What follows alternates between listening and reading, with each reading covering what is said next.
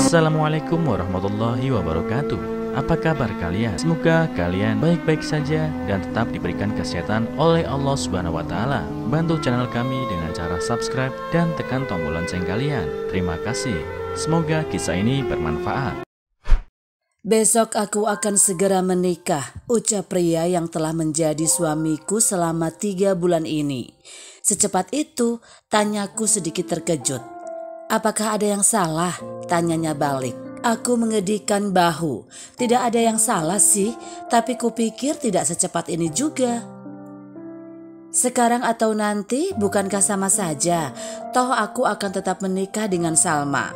Dengan tak acuh dia menanggapi pertanyaanku sembari membuka kancing kemejanya kasar. Terserah kau sajalah, ujarku kesal. Hai, jangan bilang kau cemburu. Matanya mengerling nakal. Apa? Cemburu? Kuputar bola mata dengan malas. Tidak ada kata cemburu dalam kamusku. Aku hanya ingin memastikan semua sudah kau atur dengan sebaik mungkin. Jangan sampai orang tua kita tahu semua ini. Kau bisa bermain cantik bukan? Aku menghela nafas. Cemburu? Kenapa tiba-tiba ada kata-kata itu di dalam otaknya sekarang? Bagaimana rasanya pun aku tak pernah tahu. Kau mau apa? Tanyaku ketika kulihat kemejanya terbuka sempurna. Lantas secepat kilat aku membalikkan badan. Kudengar dia tertawa dan derap langkahnya mendekat. Lalu tak lama kemudian hembusan nafasnya terasa begitu dekat di telinga, membuat tengkukku merinding dibuatnya. Hai, tidak usah takut begitu Safira, ucapnya dengan nada sedikit menggoda. Sana, jangan mendekat, sergahku dengan tangan yang meronta tidak karuan, padahal dia tak menyentuhku sedikit pun. Hai, panggilnya pelan. Seno, kali ini aku berteriak. Sudah tak tahan rasanya dengan sikapnya yang kekanak-kanakan. Seno pun terkejut mendengar aku berteriak, lalu dia meledekku. Bagaimana kau akan mendapatkan cinta seorang pria kalau didekati saja badanmu sudah gemetar begini? Bukan urusanmu, jawabku risih. Namun Seno masih belum menyerah. Safira, ayolah, aku tidak keberatan memberimu pelajaran gratis. Kau bisa mencobanya denganku. Lagi pula kita ini suami istri kan, ledeknya. Aku menoleh, menyipitkan mata lalu membidik bola matanya dengan tajam. Tidak denganmu. Aku pun segera menarik selimut membalut seluruh tubuhku. Kupejamkan mataku dan kupaksa diri ini untuk segera tidur. Keesokan paginya aku keluar kamar masih dengan piyama princess ungu kesayanganku. Sebelumnya sudah mencuci muka dan menggosok gigi. Hai Tuan Putri, kau tidak mau ikut memberi restu untukku, ucap Seno. Lelaki itu sudah rapi dengan setelan jas putih gading yang menempel sempurna di badannya yang tegap. Namun aku tak terlalu menggubrisnya. Aku tetap melangkah santai menuju kulkas, mengeluarkan sebotol air dingin lalu meneguknya langsung. Pergilah, calon istrimu sudah menunggu, celetukku. Balasnya sembari beranjak dari meja makan. Kulihat punggung itu mulai menjauh, sementara aku masih terdiam di posisiku sembari mengunyah beberapa cemilan. Berusaha untuk bersikap biasa saja. Entah perasaan apa yang tiba-tiba menggangguku. Aku merasa ada sesuatu yang hilang, tapi tidak tahu apa itu. Detik, menit, jam seolah lambat sekali berjalan. Sialnya hari ini sama sekali tidak ada kegiatan yang bisa membuatku meninggalkan rumah. Masak mie, nonton drama Korea, lantas memesan makanan lewat aplikasi online, itu yang aku lakukan sampai siang ini. Benar-benar membosankan. Tak lama tanpa sadar aku tertidur di sofa ruang TV. Hingga terdengar suara derap langkah mendekat. Aku mengerjapkan mata ketika mendengar suara perempuan menggema di ruangan ini. Aku sungguhan akan tinggal di sini, tanya perempuan tersebut. Perempuan yang masih mengenakan kebaya pengantin itu bergelayut manja di tangan Seno, suamiku. Seketika aku berdiri dan mendekati kedua orang itu, menatap Seno lekat dan tajam. Jangan bilang Tiba-tiba lidahku keluh. Ya, dia akan tinggal di sini bersama kita, dalam satu atap yang sama, dan dalam keluarga yang sakinah mawadah warohmah, til jannah. Selanya memotong ucapanku. Mataku membulat seketika mendengar pernyataan Seno barusan. Aku memang mengizinkan suamiku untuk menikah lagi, karena memang aku sama sekali tidak menyimpan perasaan apapun padanya. Namun jika harus tinggal satu rumah dengan istri barunya, sungguh di luar akal sehatku. Tak bisa kubayangkan bagaimana hidupku ke depannya. Dalam perasaan yang kalut, kulangkahkan kakiku beranjak dari ruangan tersebut.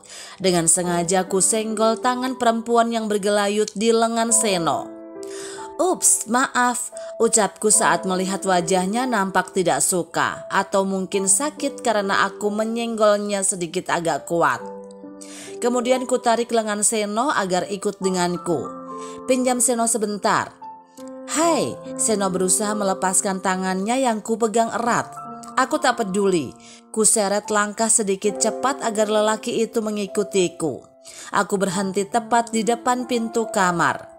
Kami saling berhadapan dengan jarak yang begitu dekat, mungkin hanya 20 cm. Aku tidak melarang kau menikah lagi, Seno, tapi bukan berarti kau bebas membawa istri barumu itu untuk tinggal di sini. Ujarku dengan suara pelan tapi penuh penekanan. Kemudian ku tatap manik mata pekat itu dengan tajam. Apa salahnya? Bukankah ini rumahku? Jadi aku berhak membawanya pulang ke rumah. Jawabnya sembari bola matanya fokus ke arah mataku. Oh, begitu ya. Manik mataku berani menantang ke bola matanya. Meski ucapannya benar dan sungguh membuat aku kesal, tapi tidak semudah itu membuat seorang Safira gentar. Dia mengernyitkan dahi dan seperti menahan tawa lalu membalas tatapanku nakal. Apa kau cemburu? Entah kenapa setiap dia menatapku seperti itu ada gelenyar aneh yang seolah menggelitik di dadaku. Seno, ini serius. Jangan bersikap kekanak-kanakan begitu. Aku mencebik. Sepertinya kepalaku sudah keluar tanduk sekarang dan berasap. Ayolah Safira, bukankah kita sudah sepakat tidak akan mencampuri urusan masing-masing? Lelaki yang memiliki hidung lancip itu memalingkan wajahnya sekilas lalu kembali menatapku tajam. Dan semua itu adalah kemauanmu, bukan keinginanku. Aku terdiam. Memang semua yang dikatakan Seno itu benar adanya. Aku Safira Wijaya, anak satu-satunya Wijaya Sukma, pemilik beberapa hotel berbintang dan showroom mobil mewah di ibu kota. Usiaku menginjak 26 tahun, usia yang seharusnya masih bisa dikatakan muda tentunya untuk dihabiskan dengan bersenang-senang. Tetapi tidak menurut kedua orang tuaku. Kata mereka umurku sudah terlalu tua untuk ukuran seorang gadis. Sungguh aku tidak tahu mereka mendapat pemikiran itu dari mana. Mama ingin segera menimang cucu, ujar Mama beberapa bulan lalu. Jadi, tanyaku bingung. Hanya kamu yang dapat mewujudkan keinginan Mama. Perempuan yang masih terlihat sangat cantik dan modis di usia awal 50-an itu mendekap pipiku dengan kedua tangannya. Maksudnya, aku menautkan kedua alisku, masih bingung meski sudah mencium gelagat aneh yang mencurigakan dari tatapan Mama. Papa dan Mama ingin kamu segera menikah, ucapnya santai namun tegas. Apa? Walaupun sudah tahu arah pembicaraan Mama, aku tetap terkejut mendengar kalimat tersebut akhirnya terucap dengan sangat jelas. Mau pingsan rasanya mendengar kalimat itu secara langsung. Tapi saat itu aku sedang di pinggiran kolam renang. Siapa yang akan menolongku jika aku betulan pingsan? Sedangkan aku tahu Mama tidak bisa berenang. Menikah dengan siapa, Ma? Tanyaku sedikit putus asa. Seumur hidup aku belum pernah jatuh cinta dengan seorang pria, apalagi memiliki hubungan yang spesial. Papa dan Mama sudah menduga kalau kamu pasti belum punya kekasih. Maka dari itu kami telah menyiapkan calon yang sepadan dengan kamu, jawabnya dengan percaya diri. Begitulah awal mula semua kekacauan ini terjadi. Jangan pikir aku hanya diam dan menerima dengan tangan terbuka.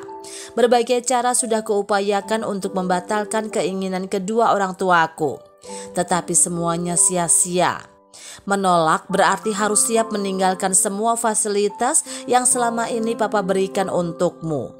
Begitulah ancaman papa untukku. Membayangkannya saja sudah membuat seluruh bulu romaku berdiri.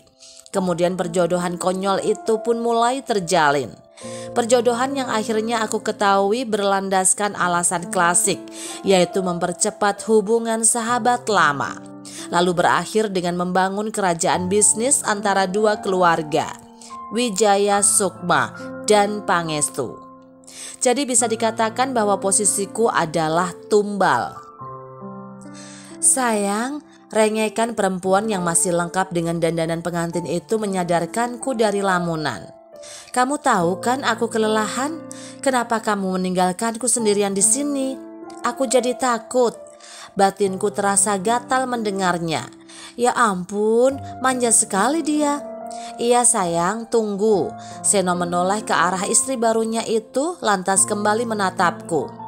Kamu mau melepaskan tanganku atau mau ku cengkeram tangan ku lepaskan seketika saat matanya menatap bibirku nakal.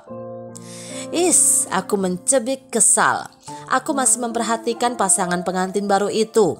Seno menggeret koper yang sepertinya milik perempuan yang ku tahu bernama Salma. Sementara Salma menyeret langkah manjanya dengan tangan yang bergelantung di lengan Seno. Malam harinya aku keluar ke dapur karena air minum di kamarku habis. Saat telah keluar kulirik kamar sebelah, kamarnya Seno yang kini dia tempati bersama Salma. Aku dan Seno memang tidak tidur sekamar. Itu juga termasuk dalam perjanjian pranikah kami.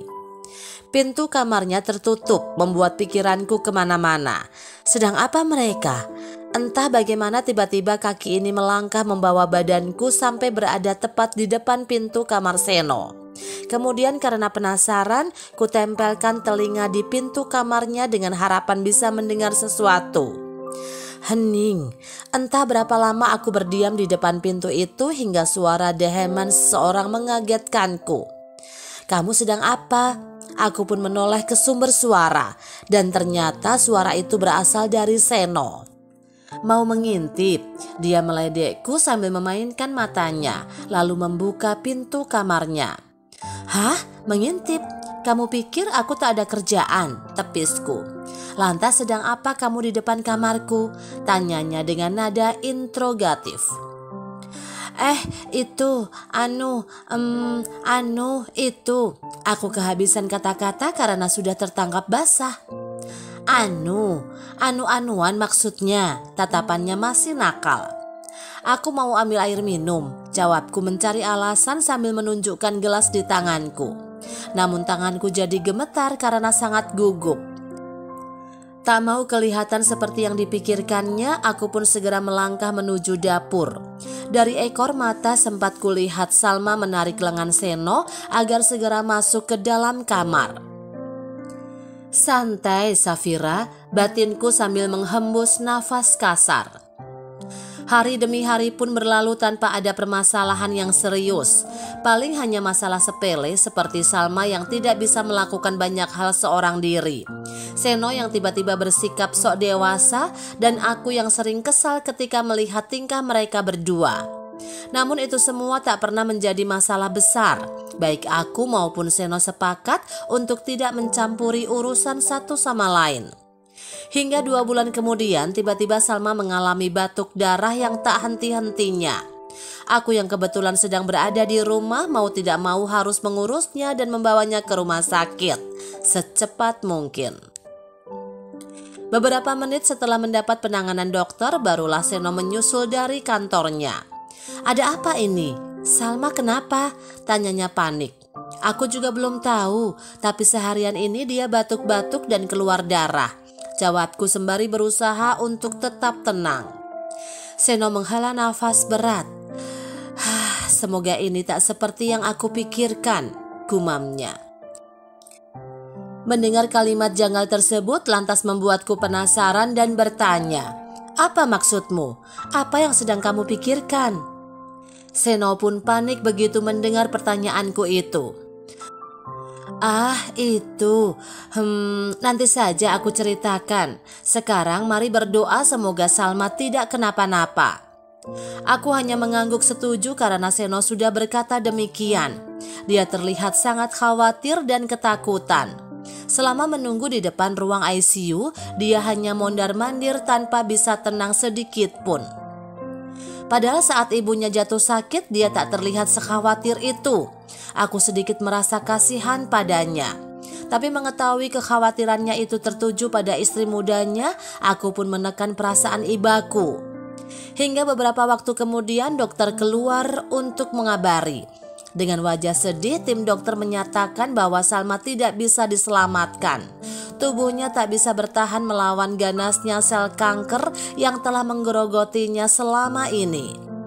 Mendengar hal itu sontak membuat Seno menangis dan mematung di hadapan para dokter. Tak lagi terlihat raut khawatir dan ketakutannya yang sedari tadi menghiasi wajahnya. Kini hanya ada raut wajah pasrah dan tatapan mata yang kosong. Aku mencoba mendekatinya dan memberinya pelukan. Yang sabar ya, aku tahu ini sangat berat bagimu.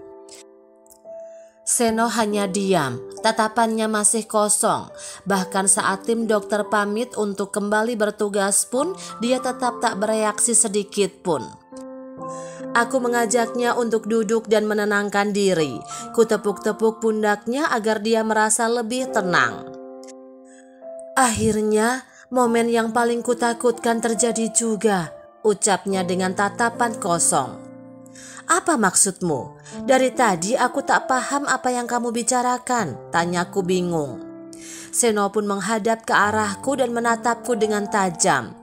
Aku belum sempat bercerita padamu, jadi aku setuju menikah dengan wanita lain bukan karena cinta atau nafsu, melainkan karena aku bertemu dengan Salma.